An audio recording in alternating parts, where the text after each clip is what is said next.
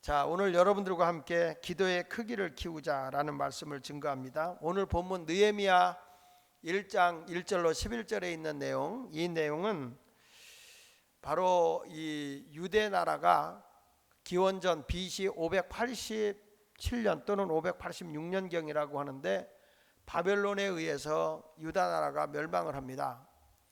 멸망을 했다가 바벨론이라는 나라가 페르시아에 의해서 함락이 당하고, 페르시아의 왕이었던 고레스 왕이 포로로 끌고 간 유대 나라를, 그 백성들을 포로 귀환을 시켜서 수룹바벨을 통해서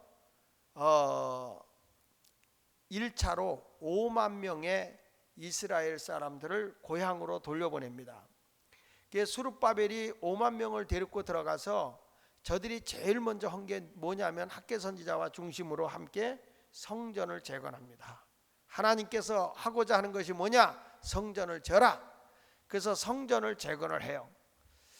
자, 그리고 난 뒤에 하나님이 제2차로 여러분이 잘 아는 에스라 아시죠? 에스라 선지자를 통해서 2차로 이스라엘 백성을 데리고, 유다 백성을 데리고 다시 이스라엘로 돌아가요.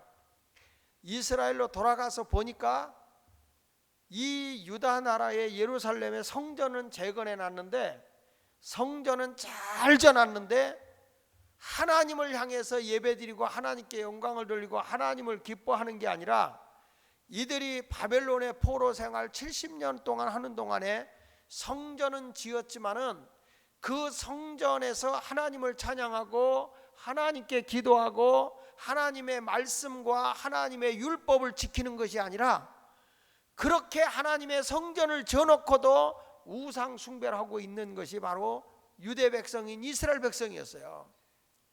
이것을 보고 에스라 선지자가 가슴을 치면서 70년 동안이나 우리가 포로 생활을 하다 보니 이방신을 섬기던 것이 습관이 거기에 들어왔다는 거죠.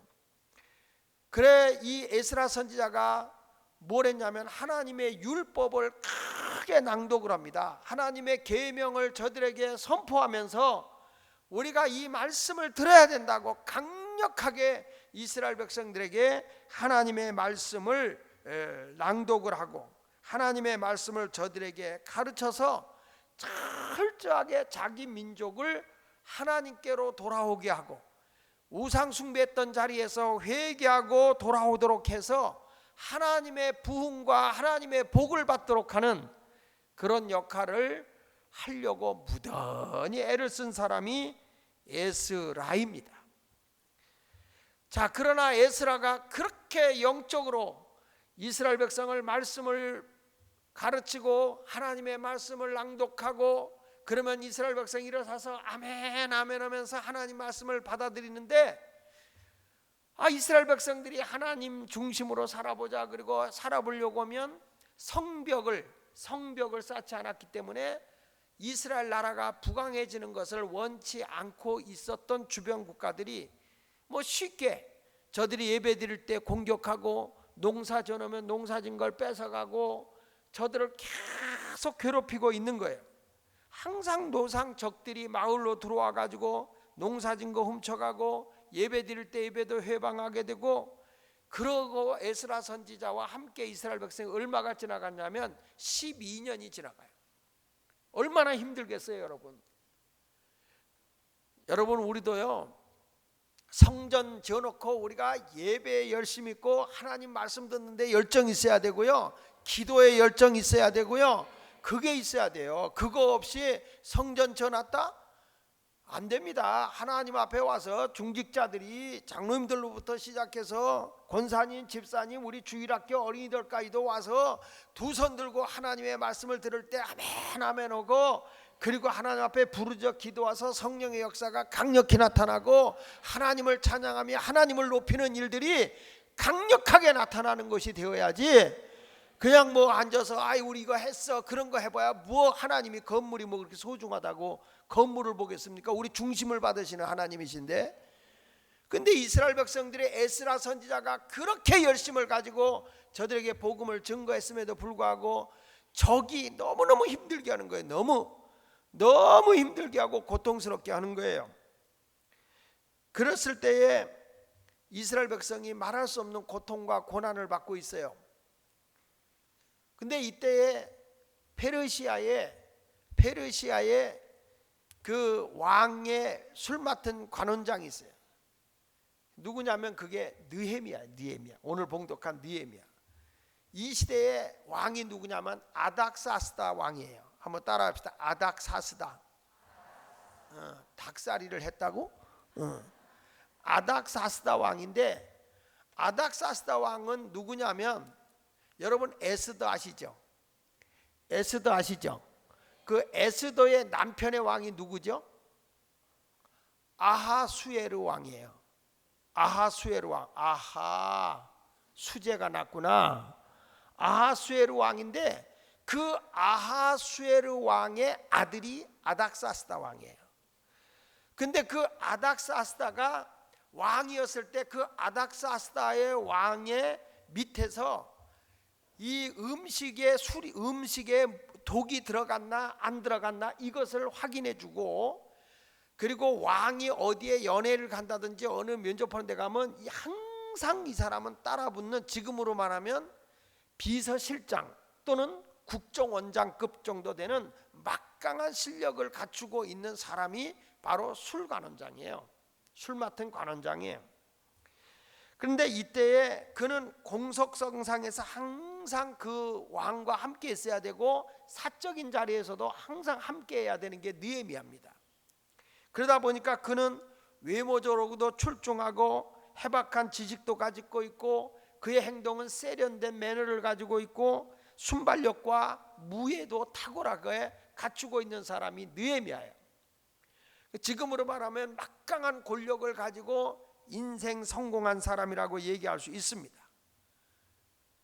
더군다나 이 아닥사스다 왕은 좀 성격이 조금 괴팍했다고 그래요. 그런데 그의 밑에서 이 막강한 술 맡은 관원장이 됐다고 하는 것은 엄청난 권력을 쥐고 있는, 쉽게 말하면 이민을 간 2세로서 그가 위대하게 성공한 사람이라고 얘기할 수 있어요. 그런데 이 느헤미야는 항상 자기 머릿속에 누굴 잊지 않고 있냐면 자기 민족, 자기 백성, 이 백성들을 항상 잊지 않고 내 백성, 내 조국은 어떻게 살아가고 있는가, 그런 것들에 대해서 늘 마음속에 품고 있었어요. 그러던 어느 날 느헤미야에게 예루살렘을 갔다가 온 세 사람이 있었는데, 그 세 사람 가운데 이 느헤미야의 동생인 하나니가 있는데, 하나니한테 너 예루살렘 갔다 왔는데 그 예루살렘에서 어떤 환경 속에서 저가 살아가고 있는지 그 형편을 좀 얘기해봐라, 이렇게 얘기를 하게 됩니다. 우리 한번 읽어볼까요? 느헤미야 1장 2절을 같이 읽어보겠습니다. 시작.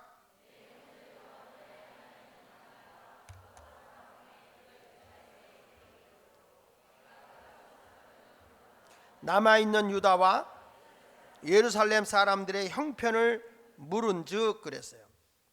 그 물어보니까 이 예루살렘을 갔다 온 요 세 사람이 뭐라고 보고하는 거니? 말도 마세요. 세상에 저들이 하루하루 살아가는 것은 비참합니다. 말로 형용할 수 없는 고난과 핍박과 학대를 받으면서 저들이 너무너무 정말 어렵게 비참하게, 이 성벽이 없어서 보호를 받지 못하다 보니까 공격을 당하고, 농사를 지면 다 빼앗기고, 하나님 앞에 예배 드리려고 온 예배의 회방을 받고, 이런 어려움 속에 살아가고 있는 사람들이 바로 우리 민족입니다. 그런 얘기를 한 거예요. 그 소리를 듣자마자 이 느헤미야가 자리에 털썩 주앉아서 통곡을 하고 울면서 하나님 앞에 기도를 하는 거예요. 자, 같이 한번 읽어봅니다. 3절 4절을 읽어보세요. 시작. 그들이 내게 이르되 사로잡힘을 면하고 남아있는 자들이 그 지방 거기에서 큰 환난을 당하고 능욕을 받으며 예루살렘 성은 허물어지고 성문들은 불탔다는지라. 내가 이 말을 듣고 앉아서 울고 수일 동안 슬퍼하며 하늘의 하나님 앞에 금식하며 기도했다는 거예요.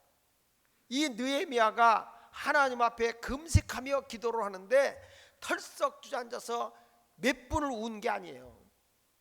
며칠 동안을 울었다는 거예요. 며칠 동안 금식하면서 하나님 앞에 며칠 동안 운 거예요. 제가 이 말씀의 설교를 3일째 마지막 날 금식하는 밤에 12시에 이 말씀을 받고 이 말씀을 정리를 했어요. 저도 우리에게 가장 소중한 게 뭐냐? 이 세상에 하나님의 백성들이 하나님의 보호를 받고 하나님의 인도함을 받고 세상 속에서 힘들지 않고 주님의 돌보심 속에 행복하게 살았으면 좋겠는데, 세상 속에 살아가다 보니까 말할 수 없는 하나님의 보호 방벽이 없으면, 하나님이 지켜주는 성벽이 없으면 우리는 말할 수 없는 고통과 역경과 능욕을 당할 수밖에 없는 존재인 거예요. 제가 금식을 한다는 얘기를 듣고 저 광주 지역에 있는 이동현 목사님이 기도원에 쫓아 올라오셨더라고요. 장 목사 지난번에 금식한 지 얼마 안 됐는데 또 금식한다고 해서 무슨 일이 있어서, 무슨 일이 교회에 있는지 궁금해서 제가 목사님 기도해 주러 왔어 그러는 거예요. 무슨 일 있는 게 아니고요, 우리 교역자들 생사 결단하러 왔어요. 그래서 죽도록 충성하든지 현찮으면 딴 데로 가버리든지 죽기 아니면 까무러치기 하러 결단하라. 그래서 올라왔어요. 그래요. 난 또 무슨 일 있는 줄 알고 왔다는 거예요. 그러면서 그 목사님이 무슨 얘기를 하는 거 아니? 우리 교회에 그렇게 교회를 어지럽히고 교회를 힘들게 하는 사람이 있더라는 거예요. 그래가지고 교회를 막, 그 교회가 그렇게 훌륭한 교회고 부흥되는 교회인데 막 어지럽히는데, 그렇게 목사의 가정을 건드리고 그 사모님이 더군다나 침새 마음을 알아서 이 턱을 이렇게 쪼개가지고 수술을 5번을 하셨어요. 그래도 지금도 회복을 지금 다 못하고 있는데, 막 그렇게 가정을, 그러니까 이게 어떤 환란이 오면요, 조금만 약점을 보이면 하나님이 성벽과 울타리를 쳐주지 않으면요 그렇게 괴롭히고 그렇게 힘들게 하는 거예요. 이게 마귀 역사거든요. 그래가지고 지금도 말할 수 없는 어려움이 있는데 조사를 딱 해보니까 신천지가 들어왔더라고요. 신천지가 들어와서 몇 사람이 막 그렇게 교회를 어지럽혔는데 자기네 교회에서 중직자였다는 거예요. 중직자. 그러니까 이미 잠복해서 들어온 거예요. 여러분, 교회도 그렇게 건강하게 교회가 7천여 명이나 모이는 교회도 몇 사람이 와가지고 그렇게 교회를 풍비박산 만들어 놓고 있어요. 그 와보니까 목사님이 금식도 하는 그 목사님이 아주 피골이 상접해 있는 거예요. 그래서 내가 그래서 목사님, 나보다도 목사님이 더 기도해야 되겠다. 내가 중보기도 없게 금식은 내가 하고 목사님 기도는 목사님 받아. 내가 그랬어요. 하나님이 보호해 주지 않으면 안 돼. 우리도요, 여기 혹시 신천지가 겨들어왔는지도 몰라.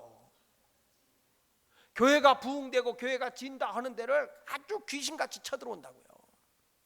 그래가지고 이상한 말 만들어내고 헛된 말 만들어내고, 그래가지고 무슨 불만적이고 이상한 얘기 하거든요. 무조건 고개를 갸우뚱하고 신천지 이거 한번 의심해봐야 돼. 이거 웃을 일이 아니에요.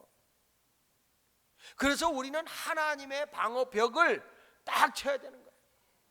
이 목사님 도대체 뭘 갖고 그렇게 목사님에게 공격을 합니까? 그랬더니 목사님에 대해서 이게 뭐 생활비 있지만은 뭐 자동차 그 타고 다니는 거 뭐 기름값이 어떠니 뭐가 어떠니 뭐 이런 거 가지고 목사님에 대해서 막 물고 늘어진다는 거예요.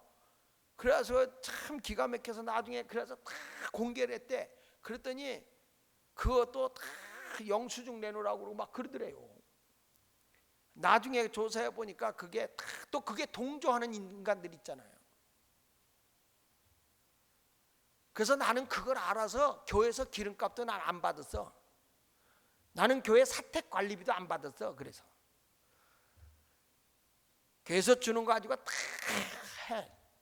일반 교회들 가면 담임 목사님이 뭐 전화요금 뭐 다 교회에서 내주지, 나 그런 거 하나도 안 받아. 신천지 나한테 잡으려면 잡아봐.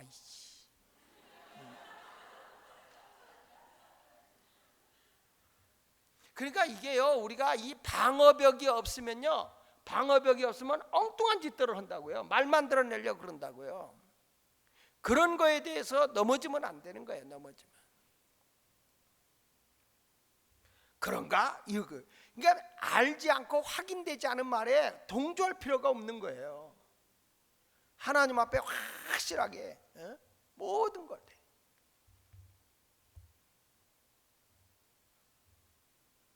그 전에 관리부에서 기름값 나한테 50만 원 줬어요. 그거 줬지만 내가 준 게 아니라 그거 보면 내가 바로 어려운 사람들에게 다 쏴줬어. 그렇지만 금년부터는 제가 교회도 어렵고 하니까 관리부장이 기름값 아까우면 내가 안 받을 테니까 이건 쓰지 마라. 그렇게 해가지고 돌려보내고 안 받아요. 그러니까 여러분, 우리가 신앙생활하면서 중요한 게 뭐냐면 우리 이 느헤미야한테 배울 게 있어요. 그렇게 어려운, 자기 민족이 어렵고 힘든 일이 있을 때 자기가 뭘 했냐. 자기는 성공하고 출세한 사람이지만 이때 어떤 힘든 일과 어떤 그 고통스러운 일을 당한다는 걸 봤을 때는 그냥 그런가 보다 그러고 지나쳐 버릴 수 있는 것도 있지만은, 진정한 그리스도인이라고 한다면 어떤 사람이 되냐면, 따라합시다. 내 인생의 터닝 포인트가 되는 순간을 만들어라. 무슨 얘기냐면, 내가 지금까지 안주하고 평안하게 있던 자리에서 내가 해야 할 수 있는 일의 자리로 돌아서라 이거예요. 그냥 멈춰 있지 말고, 지금 내 민족이, 내 백성이 지금 이렇게 힘들고 어려운 자리에 머물러 있는데 성공한 내가 지금 여기서 안주하고 편안하게 잘 먹고 잘 입고 잘 사는 자리에 내가 머물러 있어야 되느냐, 아니면 내 자신이 이 어려움과 고통 속에 처해 있는 자리에 뛰어들어가서 내 인생을 거기다 투신하고 저들을 보호해주고 저들을 지켜야 되느냐 하는 내 인생의 그 방향 전환의 시점을 그 시점으로 잡아야 된다는 거예요. 그래서 여기 보십시오. 이 아닥사스다 왕 밑에서 술관원으로, 하나의 비서실장으로, 아니면 국정원장급으로 막강한 권력을 가지고 있던 이 아닥사스다 왕 밑에 있던 느헤미야가 하는 말 좀 볼까요? 느헤미야 2장 5절을 같이 한번 읽어보겠습니다. 느헤미야 2장 5절 시작. 왕에게 아뢰되 왕이 만일 좋게 여기시고 종이 왕의 목전에서 은혜를 얻어 싸우면 나를 유다 땅 나의 조상들의 묘실 있는 성읍에 보내어 그 성을 뭐하게 하옵소서. 지금 이 사람이 자기가 성공하고 그 자리에서 편안한 자리에 멈춰 있어야 할 자리에서 느헤미야는 지금 뭘 하고 있냐면 방향 전환을 하고 있는 거예요. 저 고통당하고 있고 아픔을 당하고 있는 내 백성을 위해서 내 인생을 던져야 되겠구나, 내 삶을 거기에다가 투신해야 되겠구나. 그들이 하나님 앞에 잘못하고 우상 숭배하고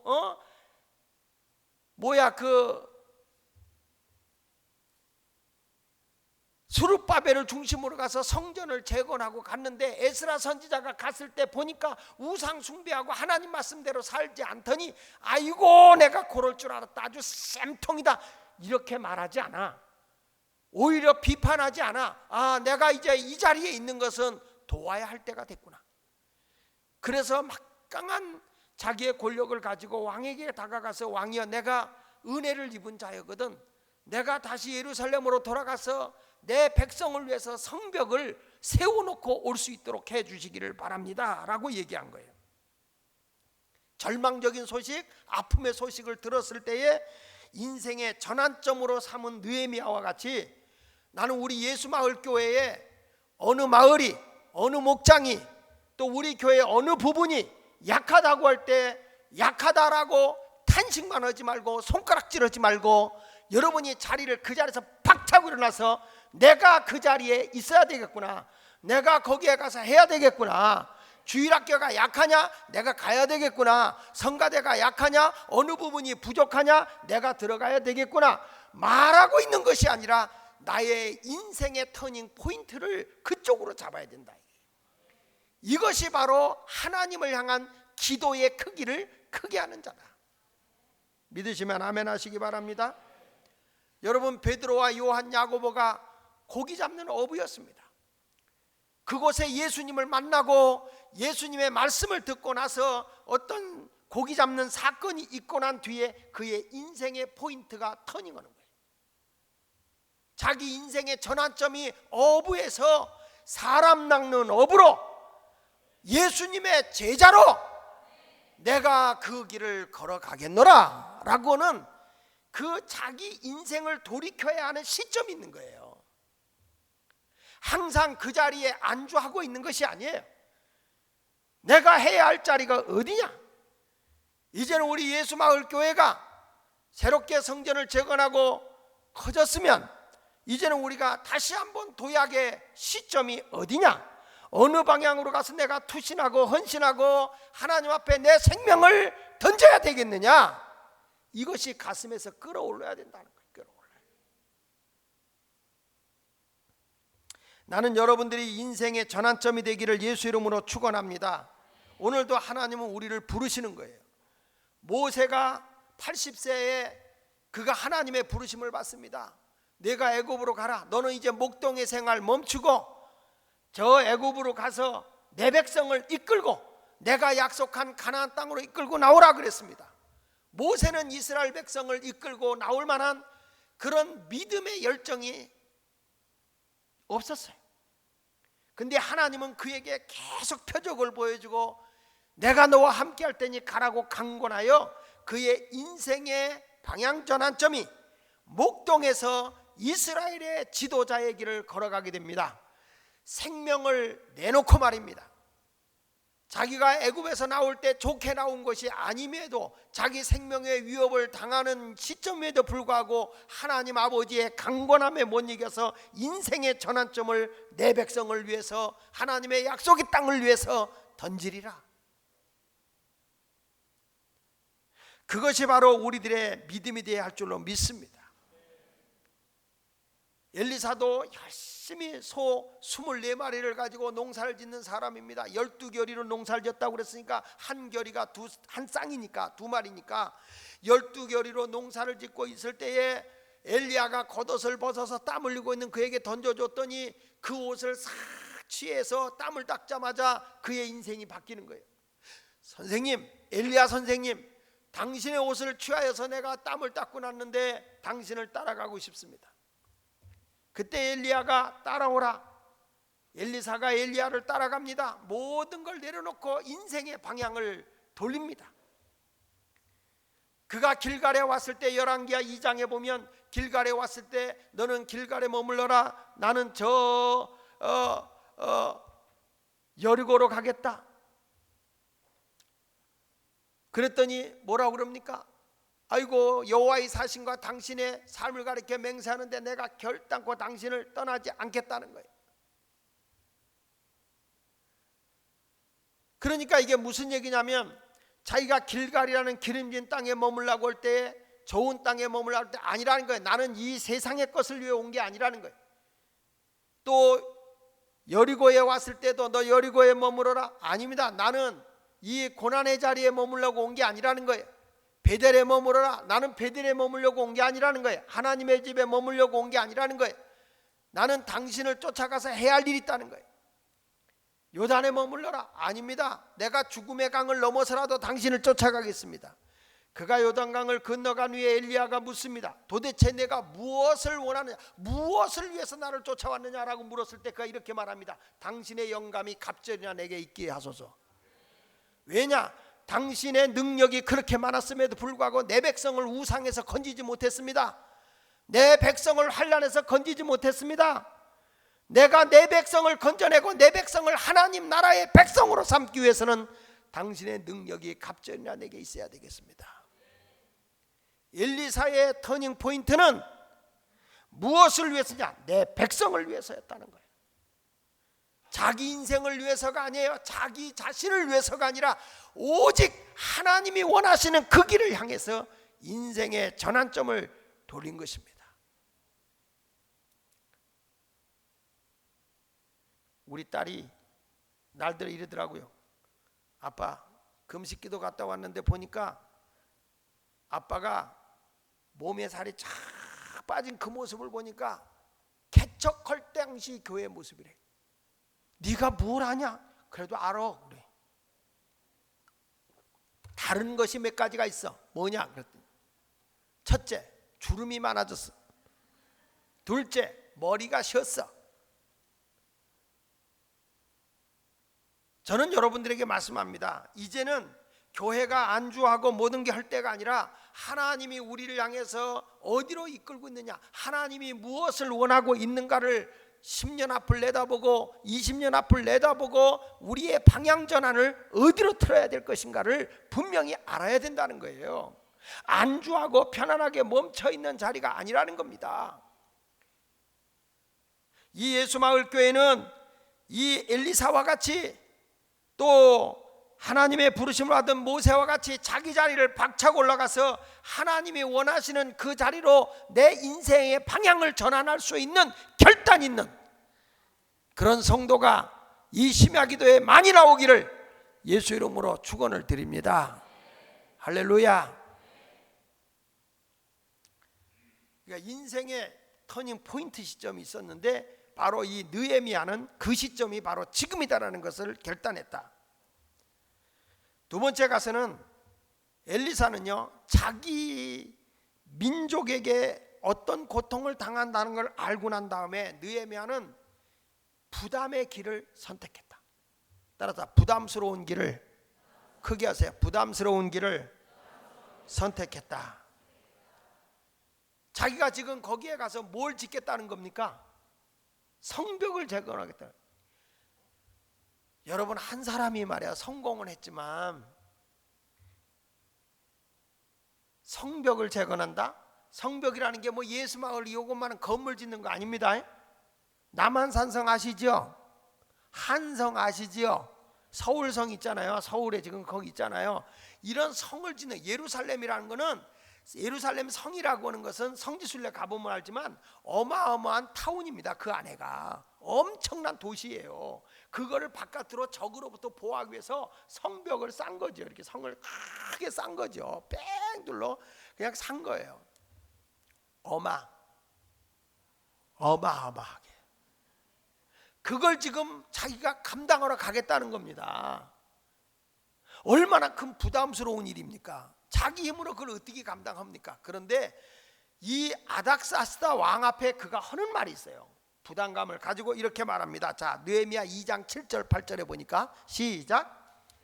내가 또 왕에게 아뢰되 왕이 만일 좋게 여기시던 강 서쪽 총독들에게 내리시는 조서를 내게 주사. 그러니까 이게 뭐냐면 출입증을 주십시오. 다른 나라 거쳐서 갈 때 내가 잘 갈 수 있도록 조서를 내려달라. 왕의 명령을 받고 가는 것으로. 그 다음에 그들이 나를 용납하여 유다에 들어가기까지 통과하게 하시고 또 왕의 살림 감독 아삽에게 조서를 내리사 그가 성전에 속한 영문의 문과 성곽과 내가 들어갈 집을 위하여 들보로 쓸 제목을 내게 주게 하옵소서 하매 내 하나님의 선한 손이 나를 도우심으로 왕이 뭐했다?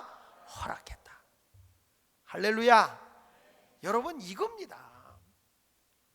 지금 이 느헤미야가 자기 민족을 생각하고 그 술 맡은 관원장으로서의 있는 자리를 돌아서서 하나님이 내게 주신 이 사명, 내 백성을 살려야 되겠다, 내 백성을 보호해야 되겠다, 내 백성을 지켜내야 되겠다 라고 하는 결단을 하고 그가 가려고 하는데 어떻게 자기가 그 어마어마한 성벽을 재건하겠어요? 근데 막강한 힘을 가지고 있는 아닥사스다 왕에게 부탁을 했더니 하나님이 그의 마음을 움직이게 했다는 거예요. 하나님이 그에게 은혜를 주었다는 거예요. 그에게 하나님의 역사가 임하게 해 주었다는 거예요. 그래서 승낙을 받았다는 거예요. 그렇습니다. 느헤미야는 일반 사람과 다릅니다. 하나님의 은혜를 믿었고 그리고 아닥사스다 왕에게 심히 부담스러운 일을 부탁드렸습니다. 만약에 거절할 때는 자기가 얼마나 그에게 해를 입을지 모름에도 불구하고 느헤미야는 그 부담스러운 일을 꺼리지 아니하고 감당하겠다고 뛰어들어간 것입니다. 여러분, 우리가 관심 있으면 다 매사에 모든 것이 다 보이게 돼 있어요. 관심 있으면. 내가 오늘 아침 일찍이 새벽기도 끝나고 성전을 딱 들어와서요. 성전에 들어와 봤더니 헌금 봉투고 주보고 모든 게 다 널려 있는데 세상에 얼마나 지저분하게 널려 있는지. 여기에 많은 분들이 왔다 갔을 텐데 다 내가 정리했어요. 어떤 분들이 의자를 이렇게 그걸 빼고 나면 그걸로 헌금 봉투가 들어간다고 그래요. 그래서 제가 최병원 권사님한테, 권사님 여기를 좀 이렇게 좀 이렇게 해줬으면 좋겠어 라고 얘기했더니 거기를 다 어저께 하고 그저께 하고 아주 다 그걸 해가지고 이제 안 들어가게 해놨더구만. 실리콘을 싹 투명으로 싸줘가지고. 하여튼 우리 교인들이 이렇게 하면서 보니까 얼마나 열심히 관심 가지고 부족한 부분들을 열심히 해주시는지 너무 감사해요. 그래서 오늘 내가 우리 교육자들하고 같이 아침 예배를 드리면서 그런 얘기했습니다. 관심 좀 갖자. 관심 좀 갖자. 우리가 같이 똑같은 걸 보는데 왜 나의 눈에는 다 보이냐? 내 눈에는 쓸데없이 사람 없는데 불 켜져 있는 것도 보이고 그러면 좀 그런 거 끄고 주보 같은 게 널려 있으면 우리가 죽고 그렇게 하면서 좀 정리 좀 하자. 내가 그런 얘기를 했어요. 물론 그 전에 홍준기 목사가 와서 한 얘기가 있어요. 이 양반이 그냥 자리를 비워도 불을 켜놓고 다니는 거예요. 이게 성도들의 다 헌금이고 성도들의 그게 다 나가는 거잖아. 그러면 나는 가서 끄는 거예요. 한 번은 내가 홍준기 목사 부목사 때, 야 홍 목사야, 어딜 가면 불을 좀 끄고 가라. 내 에어컨도 좀 끄고 가라. 하도 여러분도 켜놓고 안 끄고 가고 그래서 이번에는 다 중앙 통제실에 우리 김성길 권사님이 아주 통제실을 다 해놔가지고 거기서 다 켜졌는지 꺼졌는지 다 알게 해놨어. 거기서 안 끄면 거기서 끄게 해놓고, 그리고 그냥 사람들이 무조건 온도를 막 낮춰놓고 그리고 막 추워 이런 사람도 있어서 통제실에서 온도를 다 정해놔. 이제는 여러분들이 아무리 낮춰도 안 내려가. 이번에 우리 하는 거 보니까 김성길 권사님이 얼마나 미래지향적으로 우리 교회 이 건축비 어차피 해놓는 거 나중에 들어가다 조금 더 들어간다고 할지라도 한다 그래요. 얼마나 좋게 시스템을 잘 해놨는지 말이에요. 고맙더라고. 아직껏 돈은 더 들어가. 어차피 빚지는 거 목사님들이 그러더라고. 장 목사 어차피 빚질 때 목사님 사택 두죠. 그건 땅이 없어. 난 그랬어요. 빚질 때 다 하라고 그런 얘기를 하더라고. 내가요 교회 지어놓고 나니까 큰 교회마다 부흥회를 가보니까 어쩌면 하나같이 큰 교회 지어놓은 목사님들이 얼마나 훌륭한지 모두가 빛 가운데로 걸어가고 있어요. 하나같이 목사님들은 뭐 다 빛 가운데 있어. 빛 가운데 그냥 늘 빛의 사자들이야. 빛의 사자들 그냥. 그래도 그것을 하는 이유는 하나님의 은혜 속에서 영혼을 구원하고 여기서부터 하나님의 큰 일을 하고자 하는 그 모든 일이 있어서 이루어지는 게라고 저는 생각을 해요. 그러니까 여러분, 우리가 볼 때 관심이야. 관심. 부담되는 관심을 가지라는 거야. 부담되는. 따라서 부담이 되지만 관심을 갖자. 믿습니까? 느헤미야는요, 이름이 하나님이 위로하신다는 뜻이에요. 이 사람은 자기 자신의 만족을 가지면 얼마든지 술 맡은 관원으로 있는 게 훨씬 나아요. 그렇지만 백성을 위해서 내 백성을 보호해야 되겠다, 그 부담스러운 일을 걸어가잖아요. 그러니까 그런 부담스러운 일을 하려니까 해야 할 일이 뭐냐?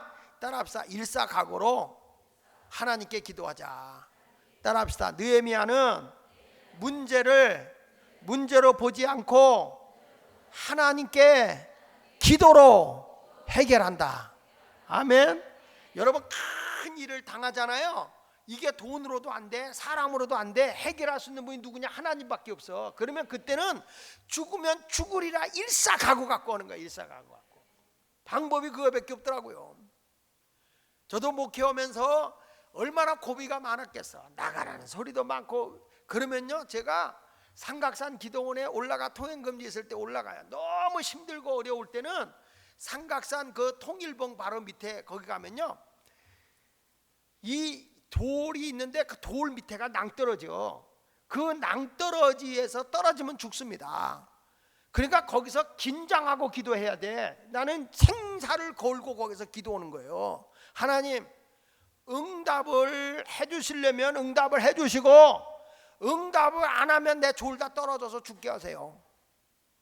그러면서 속으로 그러죠. 하나님, 목사가 기도하다 낭떠러지에 떨어져 죽었다? 하나님 영광 받으시겠습니다.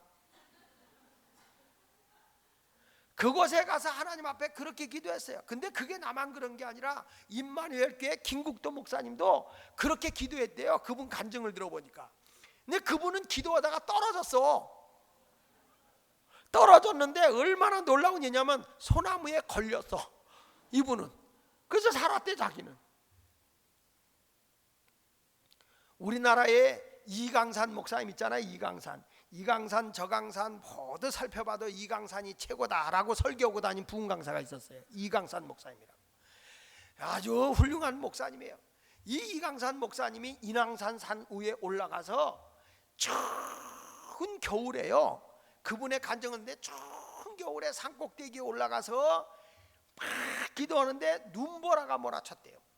그래도 내가 하나님 여기서 생명 걸고 내가 하나님 이 백성을 구원하고 이 교회를 살려내는 일을 해야 되겠습니다. 그리고 하나님 앞에 기도하다가 자기가 너무 추고 눈보라에 맞다가 혼절을 한 거예요. 너무 추워서 이분이 기절한 거예요. 거기서 얼어 죽은 거지 뭐, 쉽게 말하면.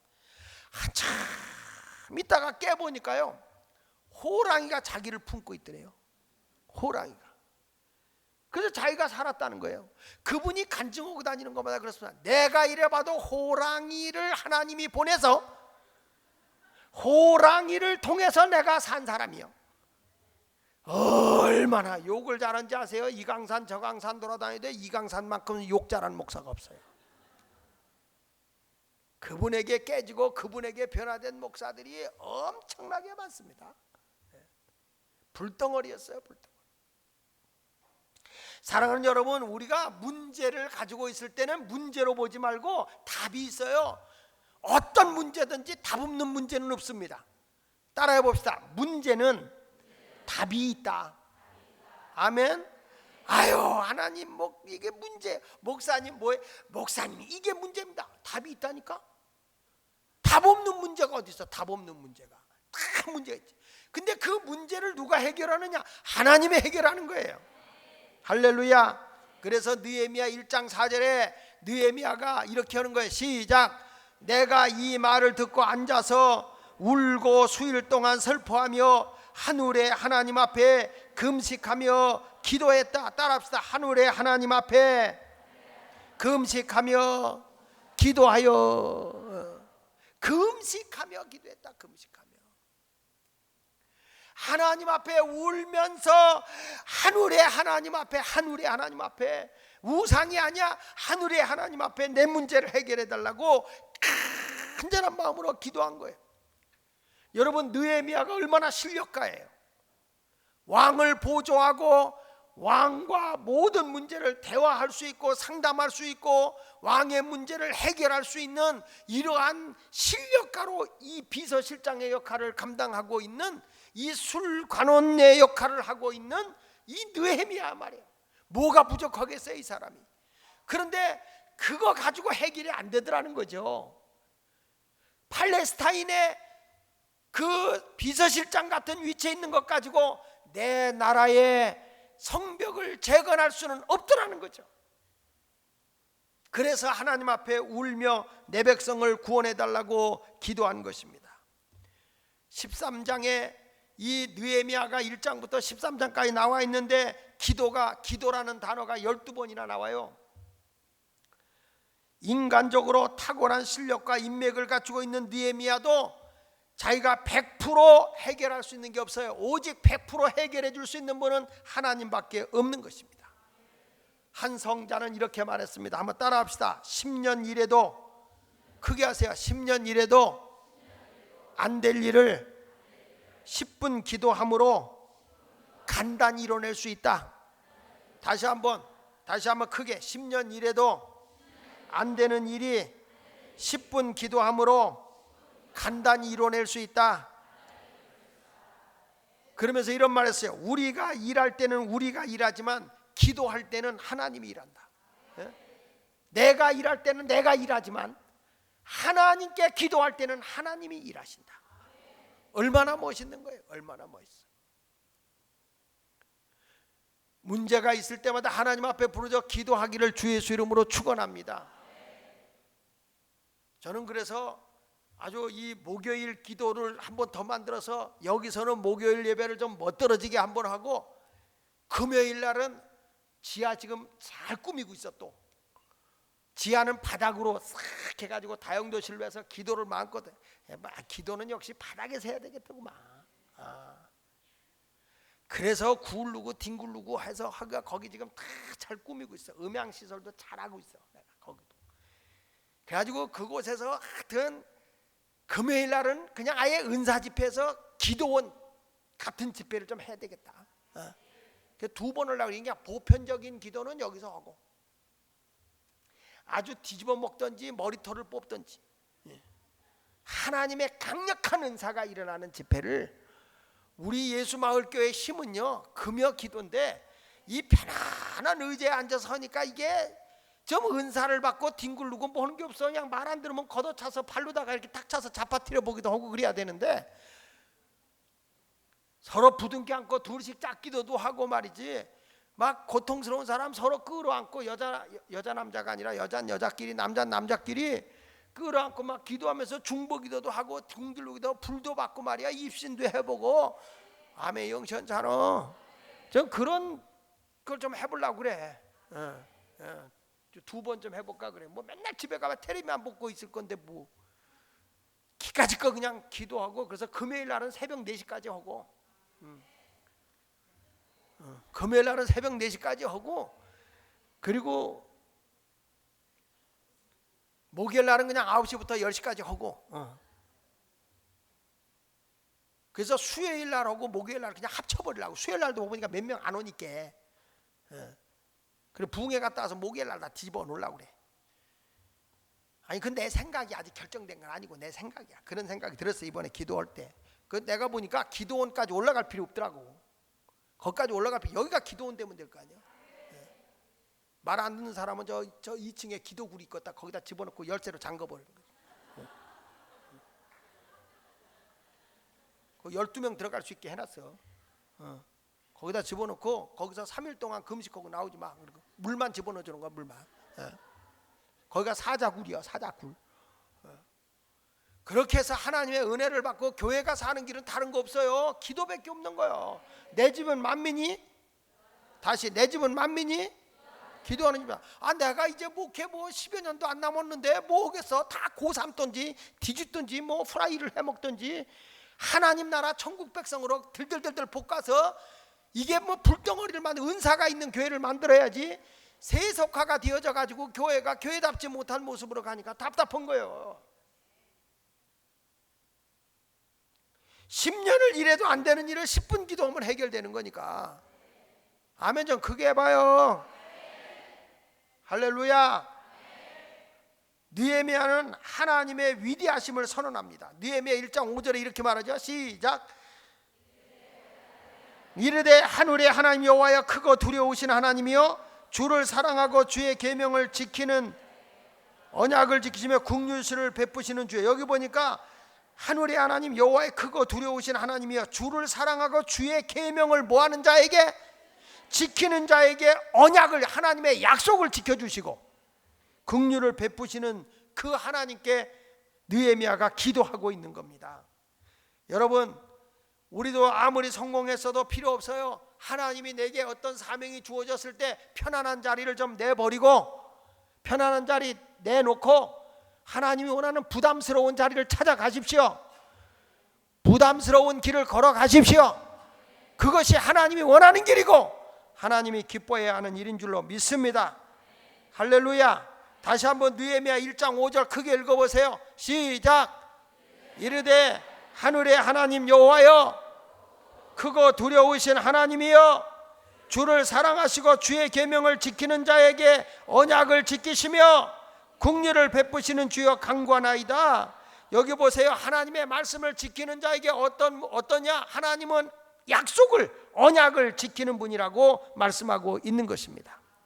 그러니까 여러분 낙심하지 말고 자신감을 가지고 하나님 앞에 기도하십시오. 우리 하나님께 기도하면 하나님이 내 기도 들어 응답해 주실 줄로 분명히 나는 믿습니다. 그런 성도가 되기 원하면 아멘. 옆 사람하고 기도합시다. 부담스러운 일을 택하여 다 해요. 부담스러운 일을 택하여 하나님께 일사각오로 기도하자. 믿습니까? 느헤미야는요 따갑고 금식하며 기도하면서 내가 하나님 저 성벽을 재건하겠습니다. 어마어마한 내 백성의 고통스러움을 덜어주겠습니다. 그런 각오를 가져야지. 하나님 내 사업을 책임져 주십시오. 누군가의 도움을 통해 역사하십시오. 예수마을교회 나 혼자 짓게요. 아따 아멘도 시원찮네. 하나님 앞에 부담스러운 일이라도 좀 뭔가 한번 하려고 그러잖아요. 여러분 가스는 다 들어왔어요. 지금 식당에 가구가 들어와야 돼. 의자도 들어와야 되고 가구인데 일반적으로 가구가 들어오지 않아. 젊은이들의 취향에 맞는 가구가 들어올 거야. 이게 이제 군대식 식당 안 만들어. 그냥 가서 보급 식당 같이 그렇게 안 해. 그냥 딱 카페 같은 식당을 만들어 버릴 거지. 다 컬러풀하게. 젊은이들이 와서 우와 할 정도로. 이왕이면 같은 값이라도 그런 모습으로 가자. 이제는 예수마을교회도 촌스럽게 가지 말자. 다 좋은 교회인데 뭐 같은 값이라도. 아멘. 영시원찮아. 막 이 젊은이들이 와서 너무 좋아하는 그런 교회를 만들고 싶어. 나는 어른들은 말이야 목사님 왜 정신 사납게 이렇게. 나도 정신 사나워. 근데 요즘 애들이 다 정신 사나워요. 요즘 애들 머리 연 거 보세요. 얼마나 정신 사나운가. 옷 입는 거 보세요. 왜 옷은 바지 입고 치마 입고 그래? 치마 입으면 치마 입고 바지 입지 왜 바지 입고 치마 입고 그러냐고.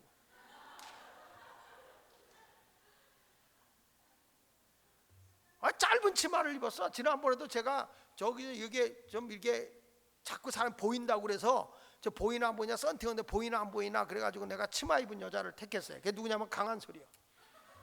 강한솔이고 한솔아 너 좀 저 계단에 올라가서 일단 내려와봐라. 치마를 입었는데 보이나 안 보이냐 보자 그랬더니 괜찮아요 목사님 나 속에 반바지 입었어요 그랬더라고. 아니 치마 입었으면 치마를 입든지 반바지는 반바지 입든지 어디 치마 입고 반바지 입고 바지 입고 반치마 입고. 정신 사나워 정신 사나워.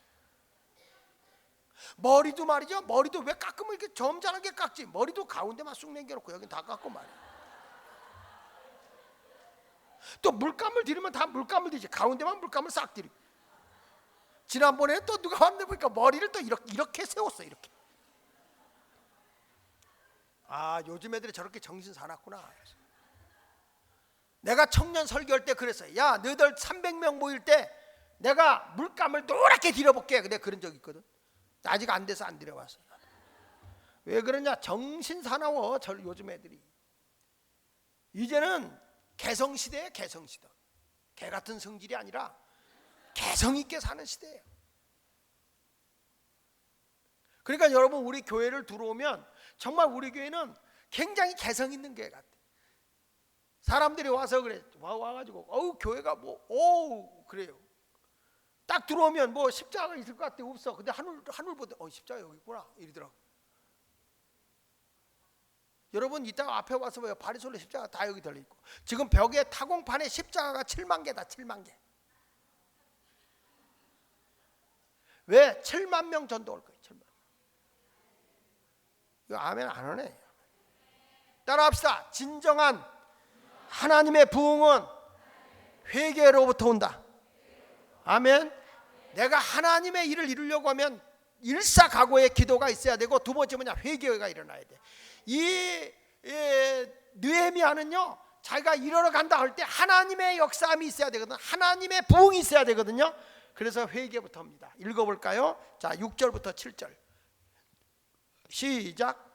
이제 종이 주의 종들인 이스라엘 자손을 위하여 주야로 기도하오며 우리 이스라엘 자손이 주께 범죄한 죄들을 자복하오니 주는 귀를 기울이시며 눈을 여시사 종의 기도를 들으시옵소서. 거기 뭐라고 나왔어요? 나와 내 아버지의 집이 범죄하여 주를 향하여 크게 악을 행하여 주께서 주의 종 모세에게 명령하신 계명과 율례와 규례를 지키지 아니하였나이다. 야, 여기서 이 느헤미야의 훌륭한 점이 그거예요. 내 백성이 지금 고난을 당하고 있다 그럴 때 봐라, 니들이 하나님의 말씀 안 지켜서 그렇잖아. 나는 여기서 하나님의 은혜를 입어서 이게 술 맡은 관원장이 되어 있지 않냐, 내가 높은 자리 있지 않냐, 나 잘된 거 봐라, 이렇게 할 말도 할 텐데 느헤미야가 하는 말이 뭐라고 하냐면 나와 내 아버지의 집이 범죄하여 주를 향하여 크게 악을 행하여 주께서 주의 종 모세에게 명령하신 계명과 율례와 규례를 지키지 아니했다. 남을 탓하는 게 아니라 바로 나와 내 아버지 집이 잘못했다. 뭐라고 있는 겁니까? 회개하는 것입니다. 진정한 하나님의 부흥은 회개로부터, 진정한 하나님의 성결 운동은 회개로부터 일어나는 것입니다. 그래서 성경을 보면 영적 거인들, 영적 그 거인들이 나오는 걸 보면 절절히 그들이 한 게 뭐냐? 회개입니다. 회개. 회개가 있는 곳에 하나님의 부흥이 있고 하나님의 역사가 일어납니다. 남의 탓하는 데 일어나지 않습니다. 나 때문입니다. 내가 잘못해서 그렇습니다. 내가 부족해서 그렇습니다. 주여 나를 용서하여 주시옵소서. 잘못을 고백했을 때 하나님의 역사와 능력이 나타나는 것입니다.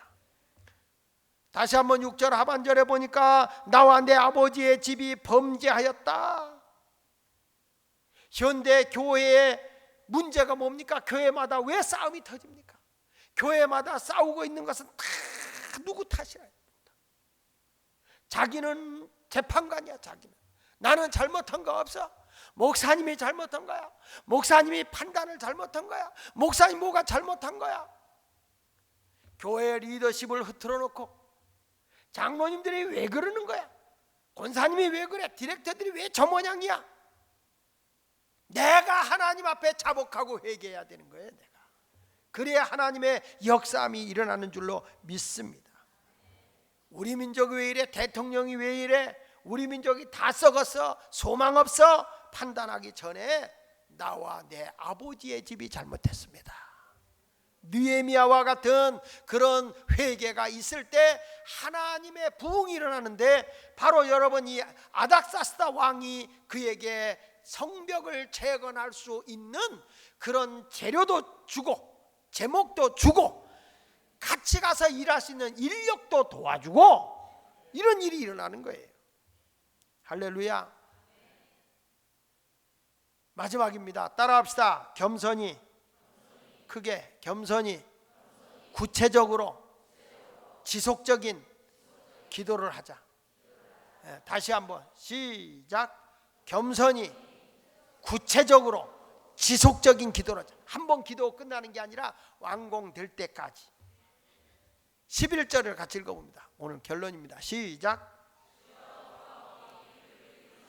종의 기도와 주의 이름을 경외하기를 기뻐하는 종들의 기도를 들으시고 오늘 종이 형통하여 이 사람들 앞에서 은혜를 입게 하옵소서 하였나니 그때 내가 왕의 술관원이 되었느니라.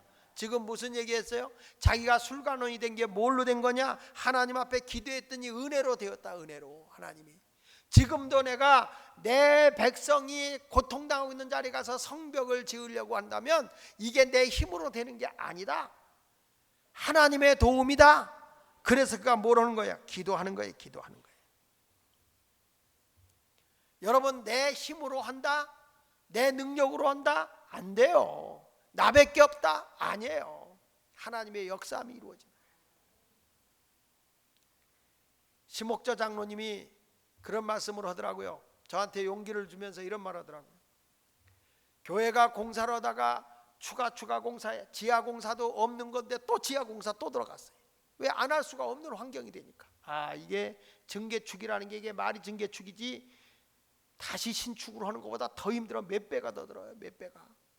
진짜 힘들더라고 이게. 그러니까 돈이 많이 들어가는 거예요.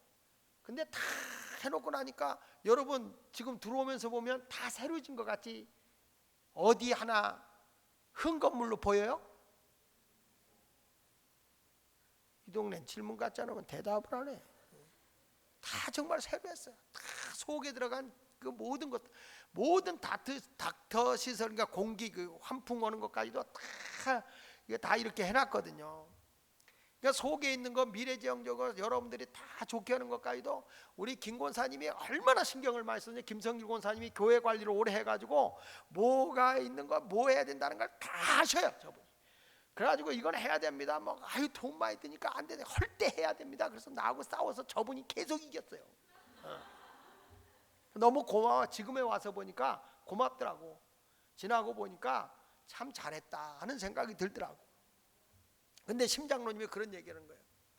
목사님, 공사비가 이렇게 많이 들었는데 처음에 목사님이 이거 진다고 할 때 38억 5천 갖고 온다고 그랬잖아요. 근데 여러분 공사비가 70억이 더 들었어요. 공사비만 든 게 아니라 뭐 이런 시설, 뭐 음향, 영상, 조명 뭐 이런 것들 다 들어가니까. 그러면서 날더러 이런 얘기를 하는 거예요. 목사님이 만약에 처음부터 70억 들어간다면 공사했겠어요? 안 했어. 진짜 난 죽어도 안 해. 그런 공사는 안 해. 나는 예배당 크게 지려고 한 사람도 아니었기 때문에 안 해. 나는 엘리베이터 하다가 이렇게 커진 거예요. 엘리베이터 하다가 딱 처음에 있는 대로 딱 해가지고 했으면 요 3, 4층만 한다고. 그게 38억 5천이었어 이 보가 3, 4층만. 근데 이거 하니까 막 여기가 일조권으로 걸려들고 막 이러다 보니까 그 3D 작업해가 조형학과 해갖고 하니까 강창장님이 이걸 교회라고 짓냐고, 옆에 있는 땅을 사서 짓는 김에 제대로 지어놓고 가지, 땅 사내라고 돈 더 들고. 그러다 보니까 또 딱 하다 보니까 또 옆에 아베사단에 알게 되고, 그러다 보니까 이게 늘었어요. 그러니까 땅 사는 것까지 하면 그냥 쉽게 말하면 이게 엄청난 거예요. 100억이 된 거예요. 100억. 근데 이걸 한다 그러면 나 진짜 죽었다 깼나 안 해요. 안 했어. 내가 미쳤나? 근데 하나님이 그렇게 모는 걸 뭐. 그러면서 심장로님이 그래. 목사님이 하자고 그래. 이거 만약에 그 돈이 들어간다 했으면 목사님도 안 했고 우리 장로도 안 했다는 거예요. 하다 보니까 이렇게 됐다는 거예요. 하다 보니까, 정말 하다 보니까 이렇게 됐어요. 미안해요. 할 수 없어요. 제가 빛 가운데 가야 되기 때문에. 그러니까 하나님은요, 우리가 생각하지 않은 대로 가더라고. 이게 자꾸 이런 일이 커지고 이런 일들이 되더라고. 이 후손에게 물려줄 교회를 지어놓은 거야. 이제는 내가 보기에는 후손에게 물려주는 거예요. 이제는 더 이상 교회 후임자가 더 교회 안 져도 돼. 다음 세대는 이렇게 예배당 크게 질 필요가 없어요. 저는 우리 젊은이들이 많이 와서 여기서 뭐 뮤지컬도 하고 공연도 하고 막 이런 거 앞으로 하면서 저들의 세상을 만들어 주라는 거죠. 그러니까 지금도 우리 주일학교 애들이 지금 뮤지컬 연습을 꽤 많이 한다고 그러더라고. 나는 토요학교에서 연습을 한다고 그러더라고요. 교회들이 와서 여기서 뮤지컬도 하는 거예요. 그리고 기독교인의 연예인들 사람들도 있거든요. 그런 분들도 와서 여기서 그들이 하는 거예요. 기독교에 여러분 보세요. 영적인 연예인, 스포츠 스타, 정치인, 기업인, 언론인, 법조인 등 할 것 없이 하나님이 숨겨놓은 영적인 사람 많습니다, 여러분. 그런 분들을 통해서 기독교의 문화가 싹트면서 자연스럽게 복음이 전파되어질 수 있는 장소를 만들고 싶은 거예요, 저는. 하나님은 저와 여러분을 통해서 더 많은 영혼들을 구원하기를 원하게 될 줄로 믿습니다. 그러다 보니까 이 교회가 다, 제가 보니까 우리 교회가요, 많은 영혼들이 채워질 것 같아. 이렇게 해놓고 나니까 지난주에도 한 분이 나한테 와서 그러더라고. 목사님, 교회 와서 예배 드는데 저도요 애들 데리고 오기로 했어요. 우리 남편도 데리고 오기로 했어요. 막 그러는 거예요. 왜? 와보니까 좋으니까. 지하에 있을 땐 데리고 온다는 말을 안 했어. 여기를 데리고 오니까 자신감이 생기나 봐요. 전도도. 그래가지고서 뭐 데리고 오겠습니다, 누구도 데리고 오겠습니다, 막 이런 얘기를 하더라고. 아, 이거 뭐 별거 아니구나. 우리 교인들이 한 명씩 데리고 오면 벌써 2부 예배, 이거 3부 예배로 가야 되고. 지난주에 한 분이 나가면서 그러대. 벌써 시작도 안 하고 했는데 여기서 예배 그득하게 채니까 교회 다시 줘야 되는 거 아니요? 이러고 앉았더라고요. 그 웃으면서 그랬어요. 난 앉아. 난 앉아. 하나님이 역사하는 거예요, 여러분. 우리 생각하는 것보다 훨씬 더 하나님은 크게 생각하고 계세요. 우리가 하나님 앞에 회개하고 경건의 삶을 살기 위해서 이 일을 걸어가야 되는 거예요. 많은 목사님들이 제가 금식 기도한다니까 카톡으로 막 들어오는 거예요. 뭐라고 하니? 지난번에 금식하는데 왜 또 금식을 합니까? 무슨 일이 있습니까? 그래서 제가 이렇게 답을 줬어요. 교회를 전놨으면 빈자리가 없어야 되니까 금식 기도해야지. 목사가 영적으로도 파워풀하게 하지 않으면 영혼들이 오겠나. 그래서 여러분 하나님 앞에 기도하고 애쓰면 주님이 채워줄 걸 저는 분명히 믿습니다. 자, 이제 여러분 소극적인 사람 되지 맙시다. 회개하고 적극적으로 기도하며 나가십시다. 11절 끝에 보니까 이렇게 말하잖아요. 오늘날 종으로 형통하여 이 사람 앞에서 은혜를 입게 하옵소서. 다시 한번 11절 시작. 그랬더니 어떻게 됐다는 거예요? 그랬더니 어떻게 됐다는 거예요? 하옵소서 하였더니 그때 내가 왕의 술간원이 되었다. 하나님 앞에 그렇게 기도했더니 이런 결과가 오더라. 그러니까 여러분 지속적으로 계속 하나님의 은혜를 구체적으로 하나님 이거 응답받기 원합니다. 이 문제 해결되길 원합니다. 이미지화, 자상을 그리고 여기 이미지화, 머릿속에 형상을 그리고 그렇게 될 것을 기도하면 이루어질 줄로 믿습니다. 오늘 자기의 벼슬, 자기의 편안함, 자기의 명예 다 내려놓고 내 백성을 위해 살겠다고 나간 느헤미야 같이 우리도 그와 같은 길을 걸어갈 수 있기를 바랍니다. 잠언 21장 1절에 보면 이런 말씀이 나옵니다. 시작. 왕의 마음이 여호와의 손에 있으며, 다시 크게 시작. 왕의 마음이 여호와의 손에 있으며 마치 봇물과 같아서 그가 임으로 인도하시느니라. 이게 뭐 누가 한 얘기냐면 솔로몬이 한 얘기. 솔로몬이 뭐냐면 왕의 마음이 여호와의 손에 있는데 마치 봇물과 같다. 봇물이 뭐예요? 봇물이 뭐예요? 봇물이 저수지물이요. 하나님께서 왕의 마음에 저수지의 물이 찰랑찰랑 하려고 하다가 이게 팍 하고 이래도 안 깨는 사람 있네.